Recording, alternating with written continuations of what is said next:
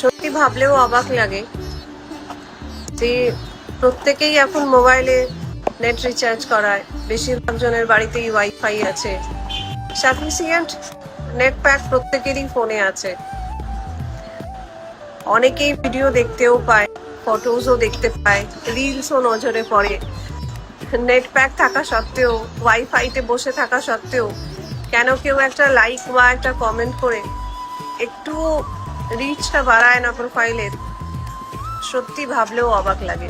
আমরা তো যারা অপরিচিত তাদেরও পোস্ট যদি নজরে এসে যায়, রিলস নজরে এসে যায়, চেষ্টা করি একটা লাইক দিয়ে দেওয়ার।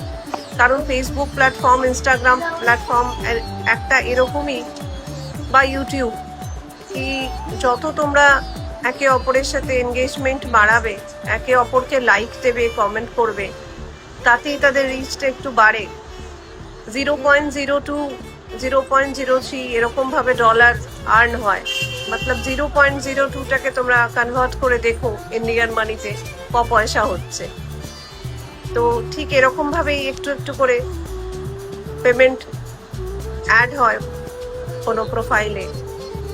সেটা যদি একটুখানি তোমাদের থেকে সাপোর্ট, তোমাদের থেকে লাইক কমেন্ট পাওয়া যায়, তাহলে হয়তো একটু ইনক্রিজ করতে পারে।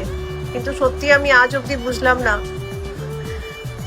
যে একটা লাইক আর কমেন্ট বা একটুখানি সাপোর্ট করতে সত্যি কি আঙুলে খুব ব্যথা করে।